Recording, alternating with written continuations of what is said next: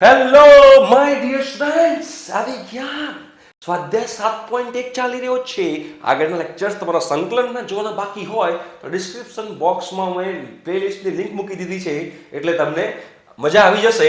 જોઈ લેજો બેટા, તકલીફ ના પડે. અને ચેનલ પર નવા હોય તો સબસ્ક્રાઇબ કરી દેજો, એટલે મને પણ મજા આવે અને તમને પણ મજા આવે. આવતું ચાલ્યા કરે જિંદગીમાં. ચલો જોઈએ, આગળ વધીએ. જો શું થાય છે આપણે ખબર પડશે. હો અગેન આ વર્ગમૂળમાં x ને અંદર ગુણી કાઢો. 15મો એક્ઝામ્પલ છે, બહુ સિમ્પલ. શું થશે? 3x ને 2 વત્તા 1 દૂત્યાંશ થાય. કેમ આવું થાય? મેં x ને અહીંયા ગુણું છું, પ્લસ 2x ની એક ઘાત તો હતી જ, અને બીજી 1 દૂત્યાંશ ઘાત છે તો વત્તા 1 દૂત્યાંશ. 3 તો બિચારો એકલો હતો તો 3 જોડે ખાલી 1 દૂત્યાંશ બચશે dx. વર્ગમૂળમાં x ને બિચારાને ધક્કો મારીને અંદર મોકલી દીધો કે ભાઈ તું હેરાન કરે છે, બહુ જતો રહે ને અંદર. યાર કેમ હેરાન કરવાનું? જિંદગીમાં આટલું બધું હેરાનગતિ નહીં કરવાની કોઈને, બરાબર? હવે તમે જુઓ તો સિમ્પલ, તમારો દાખલો પતલું થઈ ગયો. હવે 3 અહીંયા તગડો, x ની 5 દૂત્યાંશ, માય ગોડ. 2x ની 3 દૂત્યાંશ, ઓ માય ગોડ. 3x ની 1 દૂત્યાંશ dx. આવું થાય. ચલો હવે તમે સિમ્પલ કરો તો 3x ની 5 દૂત્યાંશ પ્લસ 1, 5 દૂત્યાંશ પ્લસ 1, 2x ની 3 દૂત્યાંશ પ્લસ 1, 3 દૂત્યાંશ પ્લસ 1, 3x ની 1 દૂત્યાંશ પ્લસ 1, 1 દૂત્યાંશ પ્લસ 1 પ્લસ c. પતી ગયું. ચલો ફટાફટ. તો અહીંયા શું થશે? 3x ની 7 દૂત્યાંશ છેદમાં 7 દૂત્યાંશ, 2x ની 5 દૂત્યાંશ છેદમાં 5 દૂત્યાંશ, 3x ની 3 દૂત્યાંશ છેદમાં 3 દૂત્યાંશ પ્લસ c. જોઈ લો કે ઉડે છે. આ 3 ઉડી જાય છે, ભાગે છેદનું છેદ જાય અંશમાં, તો બગડો ઉપર જાય તો 3 દુ 6 થઈ જાય. તો ફાઇનલ આન્સર શું આવશે આપણો? 6x ની 7 દૂત્યાંશ છેદમાં 7.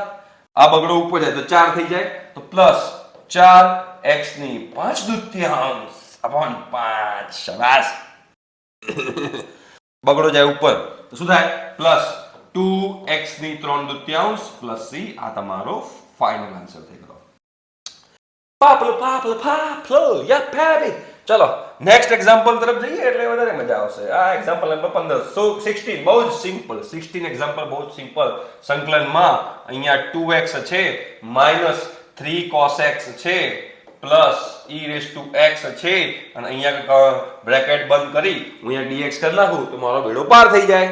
હવે તમે કરો, સિમ્પલ છે ભાઈ. 2x નું થશે x નો વર્ગ ના છેદમાં 2, માઇનસ 3 cos x નું થાય sin x. સંકલન છે, વિકલન નથી. e⁻x નું e⁻x પ્લસ c.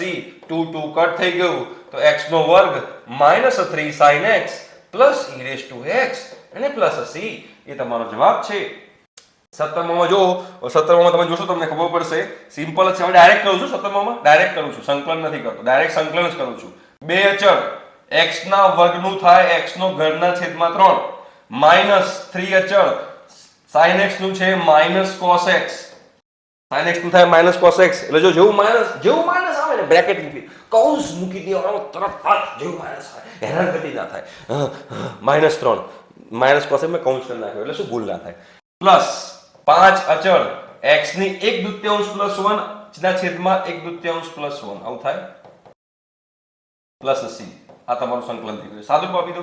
2x નો ઘન ના છેદમાં 3 minus minus plus 3 cos x નું cos x પ્લસ 1 દૂત્યાંશ પ્લસ 1 શું થાય? છેદમાં 1 દૂત્યાંશ પ્લસ 1 3 દૂત્યાંશ થાય. બગડો છેદમાં છે, અંશમાં જશે તો 10 5 દુ 10 થઈ જશે. x ની 3 દૂત્યાંશ છેદમાં 3 પ્લસ c. આ તમારો ફાઇનલ આન્સર 17 માનું થઈ ગયો. ઓકે, 17મો એક્ઝામ્પલ કમ્પ્લીટ છે. હવે આપણે વધીએ છીએ 18મા એક્ઝામ્પલ તરફ. બહુ સિમ્પલ એક્ઝામ્પલ. સંકલનમાં sec x ને અંદર ગુણી દો. sec x ને તમે અંદર ગુણો શું થાય? sec² x plus sec x into tan x. હવે તમારો દાખલો થઈ ગયો આસાન હે.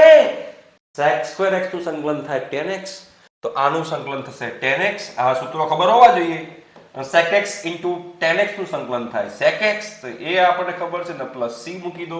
તમારો દાખલો પતી ગયો. 18મો દાખલો પપલું થઈ ગયો. પપલું. ઓકે, ચલો હવે 19મો એક્ઝામ્પલ જોઈએ. આપણને ખબર પડે શું કીધું છે બેટા? sec² x upon cos x² x dx. એ તો સમસ્યા છે, કશી સમસ્યા નથી. sin cos માં કન્વર્ટ કરી નાખો, sin cos માં ફેરવી નાખો, તમારી સમસ્યા થઈ ગઈ દૂર. તો શું કરવાનું છે? સંકલનમાં sec સ્ક્વેર x ને લખું 1 ના છેદમાં cos સ્ક્વેર x ગુણ્યા cos x ને લખું 1 ના છેદમાં sin સ્ક્વેર x. હવે છેદનું છેદ જાય અંશમાં તો આને લખાય tan સ્ક્વેર x dx. હવે tan સ્ક્વેર x નું સંકલન ખબર છે? હા ખબર છે. tan સ્ક્વેર નું સંકલન શું થાય? tan સ્ક્વેર x નું સંકલન કરવું હોય તો પહેલા આપણને ખબર હોવી જોઈએ કે 1 + tan સ્ક્વેર x નું સૂત્ર શું છે? sec square x. ભાઈ ત્રિકોણમિતિ તમારી જિંદગીમાં છેડો નહીં છોડે, તમારું બૈરું તમારો સાથ છોડી દેશે, પણ આ સૂત્રો ત્રિકોણમિતિના કોઈ દિવસ સાથ નહીં છોડે. tan સ્ક્વેર x ને કરતા બનાવી દો બેટા. તો tan સ્ક્વેર x ને કરતા બનાવો શું લખાય? આને tan સ્ક્વેર x બરાબર લખાય sec સ્ક્વેર x - 1. તો ભાઈ આ tan સ્ક્વેર x ની જગ્યાએ શું લખાશે? સંકલનમાં sec સ્ક્વેર x - 1 અહીંયા dx નું dx મૂકી દો.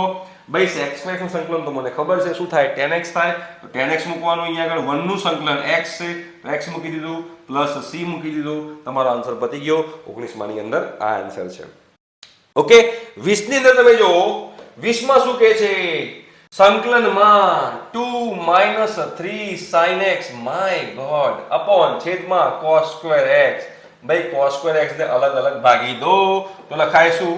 2 sec સ્ક્વેર x લખાય -3 tan x sec x લખાય ને. cos સ્ક્વેર x ને મેં 2 વડે ભાગ્યું તો 2 ના છેદમાં cos સ્ક્વેર x એટલે 2 sec સ્ક્વેર x કહેવાય. અને cos સ્ક્વેર x ને મેં આમાં ભાગ્યું તો એક sin અને એક cos બને tan બચે, હજુ એક cos બચ્યું એને કહેવાય sec. તો એ sec મૂકી દીધું. હવે આ બધાના સંકલનના સૂત્રો મને ખબર છે. બે અચળ sec સ્ક્વેર x નું સંકલન થાય tan x, અહીંયા -3 અચળ sec x tan x નું સંકલન થાય sec x, તો sec x મૂકી દેવાનું પ્લસ c થઈ ગયું. આ તમારો જવાબ છે. 20 માં આ જવાબ આવશે. રાઈટ? ક્લિયર છે? આવડે કે ના આવડે? બિલકુલ આવડે. ના આવડે એવું બને જ નહીં ને બેટા. તકલીફ જ ના થાય બેટા. તકલીફ થશે બાકી સૂત્રો તમને આવડવા જોઈએ. જો સૂત્રો આવડી ગયા ને તમારો બેડો પાર થઈ જશે. નેક્સ્ટ તમે જુઓ, આપણે નેક્સ્ટ જોઈએ શું છે બેટા? ઓકે, MCQ છે. ભાઈ વર્ગમૂળમાં x અહીંયા લખેલું છે. શું કીધું છે બોસ? વર્ગમૂળમાં x અલા પોપટ વર્ગમૂળમાં x પ્લસ 1 વર્ગમૂળમાં x નું પ્રતિવિકલિત શોધો. પ્રતિવિકલિત એટલે સંકલન શોધવાનું છે. તો વર્ગમૂળમાં x નું શું થાય? x ની 1/2 પ્લસ 1 અપોન 1/2 પ્લસ 1. આ વર્ગમૂળમાં x છેદમાં છે એટલે -1/2 પ્લસ 1 અપોન -1/2 પ્લસ 1 લખાય ના લખાય? સંકલન કર્યું મેં આ પ્લસ c. તો આ x ની 3/2 છેદમાં 3/2 અહીંયા x ની 1/2 છેદમાં 1/2 પ્લસ c. બગડો ઉપર, છેદનું છેદ અંશમાં જાય. 2x ની 3/2 છેદમાં 3, 2x ની 1/2 છેદમાં 1 જ રહેશે પ્લસ c. ક્યાંય છે ભાઈ 2/3 x ની 3/2 વત્તા 2x ની 2/3 plus c. Option number c તમારો જવાબ છે. વાહ, કેટલો અઘરો દાખલો હતો. સખત અઘરો, પરસેવો પડી જાય. જો શું લખ્યું છે? d/dx f of x. આ આપણે એક વિધેયનું વિકલન આપ્યું છે.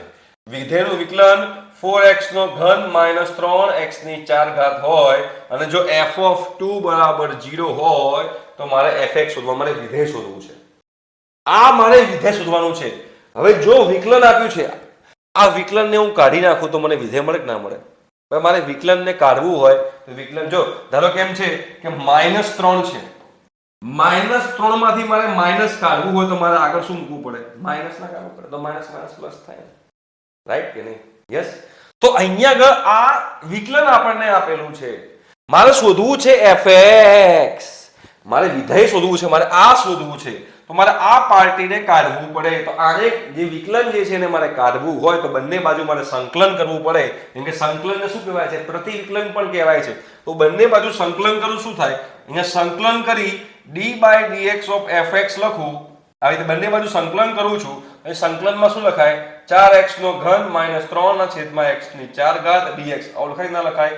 હવે આ સંકલન છે ને વિકલન છે, બંને એકબીજાને મુક્કા મારશે અને બંને એકબીજાને કાઢી મૂકશે. બંને ગાયબ થઈ ગયા. આ માઇનસ પ્લસ કરીએ તો ગાયબ થઈ જાય કે ના ગાયબ થઈ જાય? તો બંને ગાયબ થઈ જાય. આ વિકલન છે ને પ્રતિવિકલન છે, બંને એકબીજાને કાઢી મૂકે. તો અહીંયા શું બચે? ખાલી fx બચે ને બેટા. તો fx બરાબર શું થયું?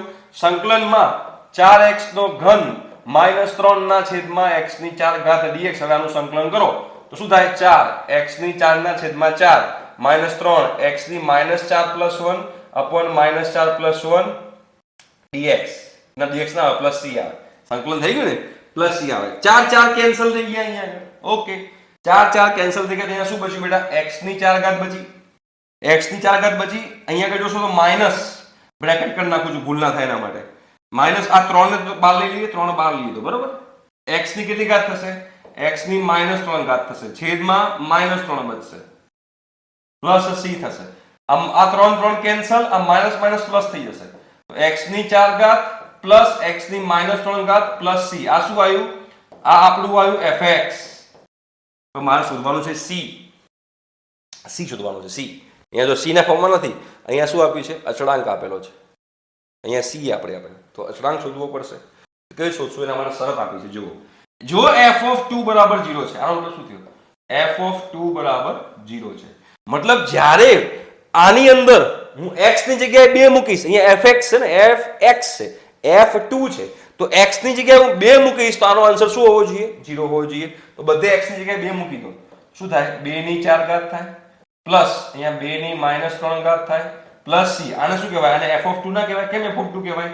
f(2) એટલે કહેવાય કે બધે મેં x ની જગ્યાએ 2 મૂકી દીધું, પણ f(2) ની વેલ્યુ 0 છે, મતલબ આની જગ્યાએ હું શું મૂકી શકું? 0 મૂકી દો. તો શું આવ્યું? 2 દુ 4 દુ 8 દુ 16, 1 ના છેદમાં ના 2 દુ 4 દુ 8 દુ 16, 2 ની 16 ઘાત વત્તા 1 ના છેદમાં 2 ની 3 ઘાત એટલે 1 અષ્ટમાંશ વત્તા c બરાબર 0. તો c ની વેલ્યુ કેટલી આવશે? c બરાબર આવું આવશે કંઈક -16 -1 ના છેદમાં 8, તો c બરાબર આવશે -129 ના છેદમાં 8. તો અહીંયા જે મારું વિધેય બન્યું, મેઇન વિધેય આ હતું, એમાં મને c ની વેલ્યુ મળી ગઈ. શું મળી? c ની વેલ્યુ -129 ના છેદમાં 8. તો -129 ના છેદમાં 8 આ રહ્યું x ની 4 ઘાત વત્તા x ની -3 ઘાત. આ જે છે એને x ની -3 ઘાત કહેવાય, અને -129 ના છેદમાં 8 ઓપ્શન નંબર A તમારો જવાબ છે, રાઈટ. એટલે અહીંયા તમને અચળાંક શોધવાનું કીધું હતું. તો જ્યારે પણ તમને અચળાંક શોધવાનું કીધું હોય તો આ શરત તમને મૂકેલી હોય, એ શરતના આધારે તમે લોકો અચળાંક શોધી શકો છો, રાઈટ. તો એ સ્વાધ્યાય 7.1 કમ્પ્લીટ જાહેર કરીએ છીએ. જો તમને મજા આવી ગઈ હોય તો કમેન્ટ બોક્સમાં કહેજો કે સર બહુ મજા આવી, અને સબસ્ક્રાઇબ કરવાનું ના ભૂલતા. Thank you so much. By.